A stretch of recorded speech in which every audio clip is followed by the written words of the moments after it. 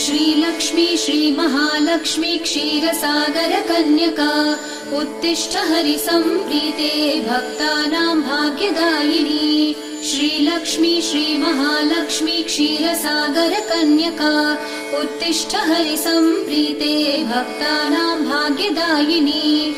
उत्तिष्ठोत्तिष्ठ श्रीलक्ष्मी विष्णुवक्षस्थलालये उत्तिष्ठ करुणापूर्णे लोकानां शुभदायिनी। उत्तिष्ठोत्तिष्ठ श्रीलक्ष्मी विष्णुवक्षस्थलालये उत्तिष्ठ करुणापूर्णे लोकानां शुभदायिनी।